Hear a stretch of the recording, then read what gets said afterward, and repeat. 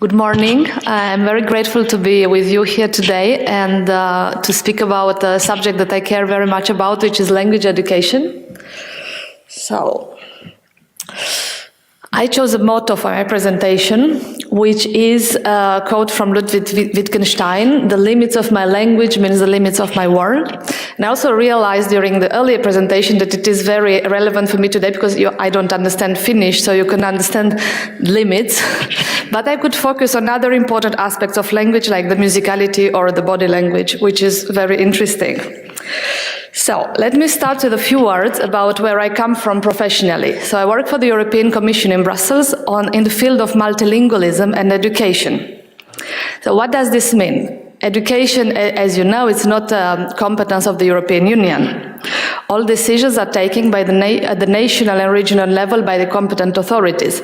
So, what do we do in Brussels on education? We encourage cooperation in the field of education across member states in Europe, and we offer different types of support, like comparative research, working groups on different topics, guidance document, and most importantly, the Erasmus Plus program. And the video that you saw in the beginning gave you some examples of the kind of cooperation projects we fund through Erasmus Plus in the field of languages. Multilingualism is a very important topic at European level. We say, like in the video, that multilingualism is in the DNA of Europe. So why is that? The European Union has 24 official languages, and here you can see with the year of entry of each country which languages became official. But there are also many other more languages. We say that it's more than 250 languages that are spoken in the European Union, and here we include regional and minority languages, or the languages brought in by different migrant groups.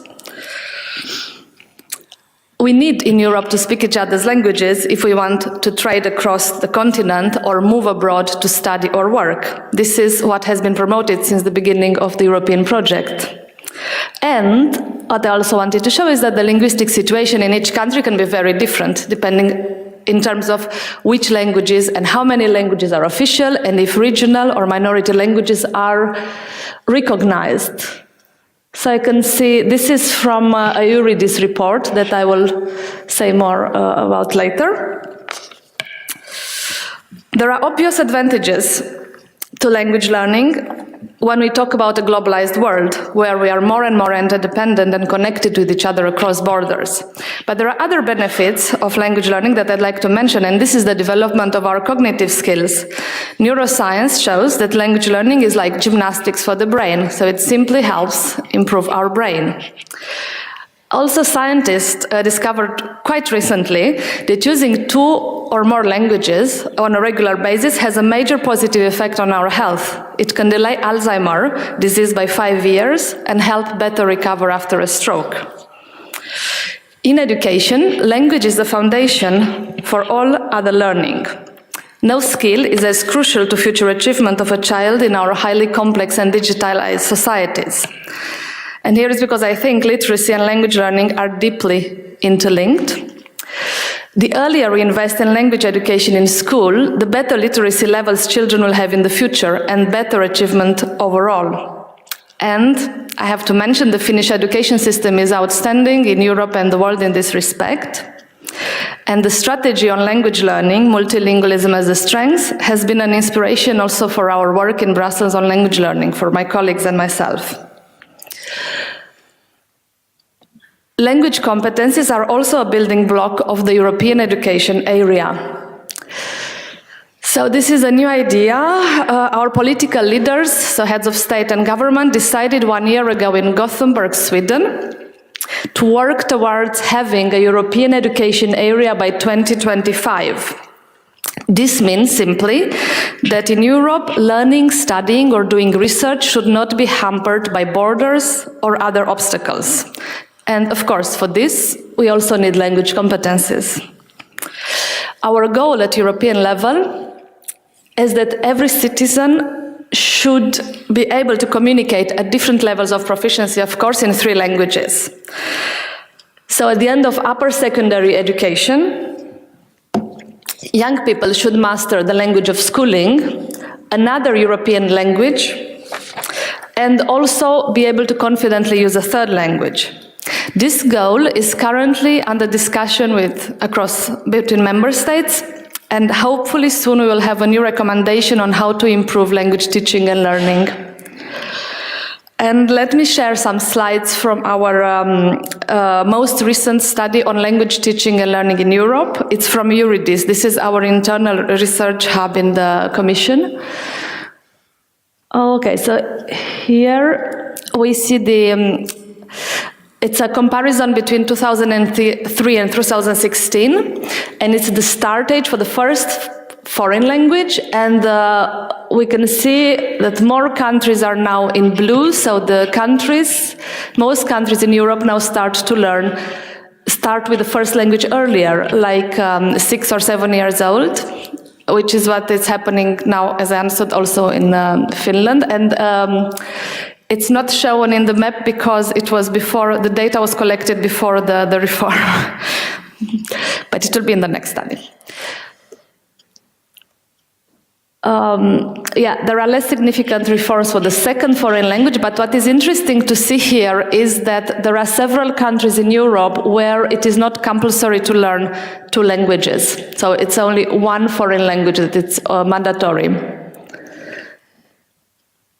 This is the time children spend learning other languages in the education system. So for most countries it's between 4 to 6 years. And this is another very interesting fact, is that English is a mandatory language in 18 education systems. And it's also the most learned, it's like almost all students in Europe learn English in school, so which makes in a way English as a basic skill, meaning that everyone learns English and you cannot do without English.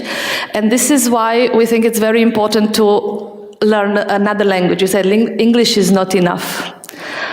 And the French, the second, I just wanted to add this slide, the second most learned foreign language, which is French. And then, of course, the situation will depend on the country.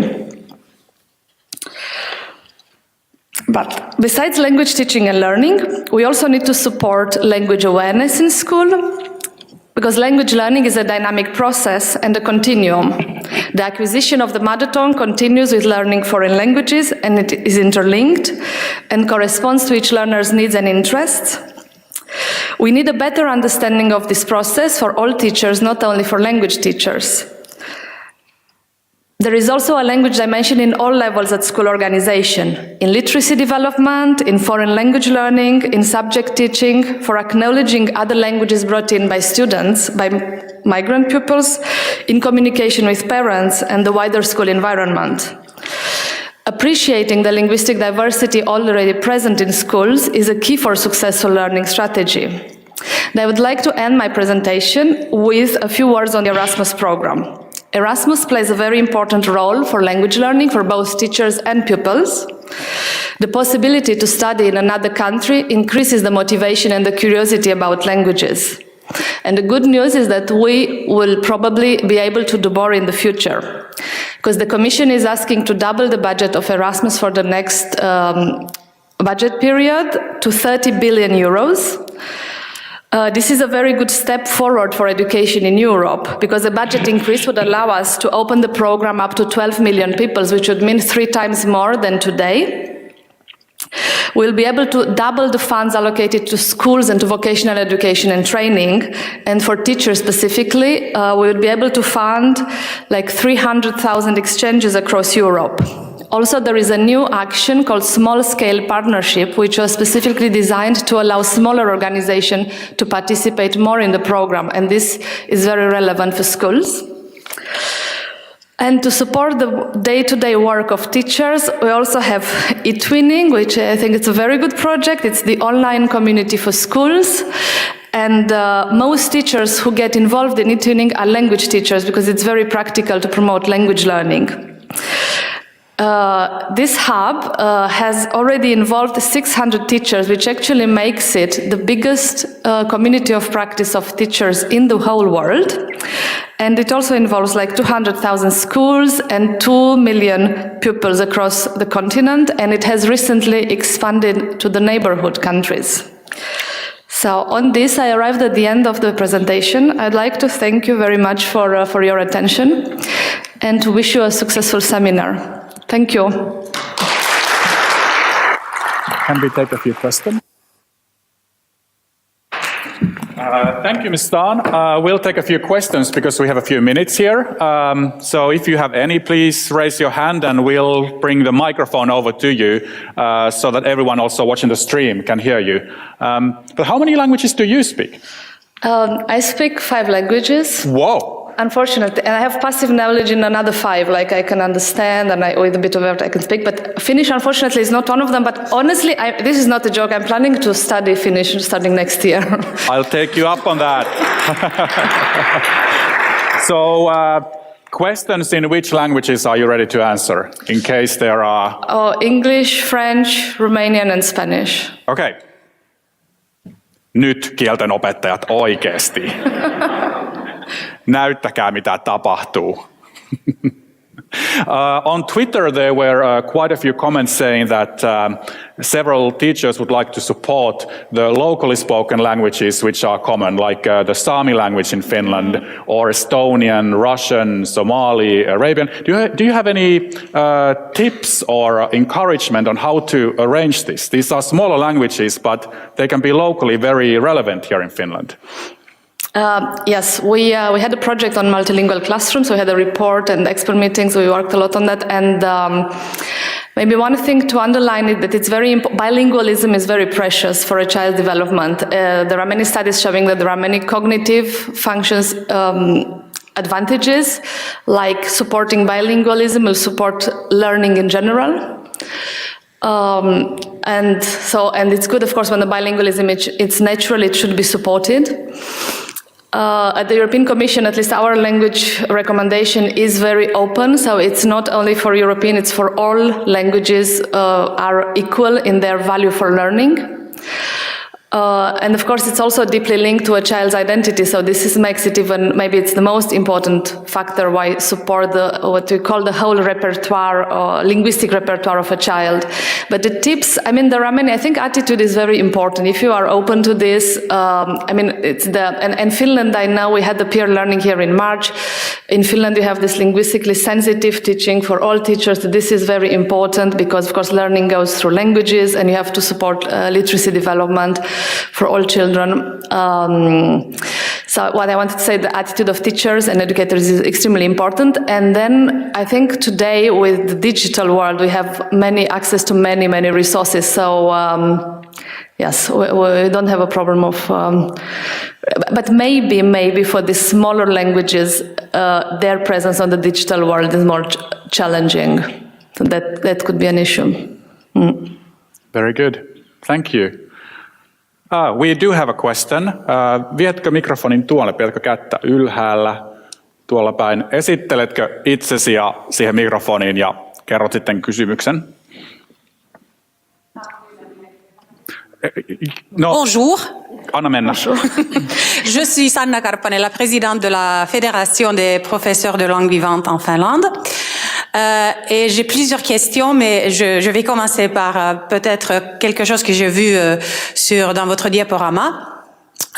Surtout sur donc comme vous savez, en Finlande, il y a 2 langues officielles, le finnois et le suédois, mais dans le plan où il y avait marqué tous les pays où on étudie le français comme la 2e langue étrangère, il n'y avait pas, avec la Finlande, il y avait des petits points, elle marquait c'est une autre langue. Donc, c'est quelle langue, cette autre langue? Je me demande si c'est le suédois. Voilà. Qui n'est pas une langue étrangère, je sais, c'est une langue officielle. Voilà, ok. Donc ça, parce que ça, le rôle du suédois est toujours quelque chose qui pose beaucoup de questions en Finlande. Mais ma deuxième question, c'est, nous sommes ici, je pense, des experts des langues vivantes, et nous savons que c'est très important d'étudier beaucoup de langues. Mais qu'est-ce que vous diriez aux proviseurs ou aux décideurs qui sont pas ici, comment les motiver à travailler pour les langues?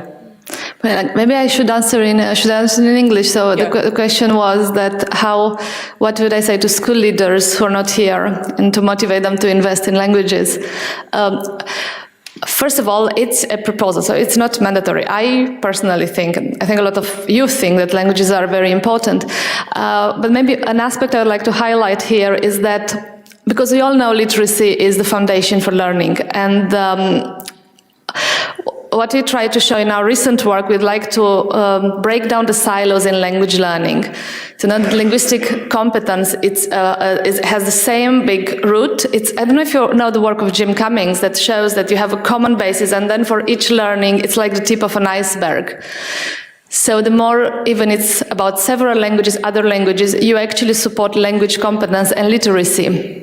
And this is the foundation for learning. It's probably the most precious thing we can give a child in school. So this is how I would argue for supporting language education in schools. And then you have all the other arguments, of course, later, that it's good for employment, it's good to people to open up to the world. We live in a globalized world, so even if we don't work abroad, we need to understand more about other people across our borders, because our economies are globalized, whether we work abroad or in our own country. Thank you so much. Thank you.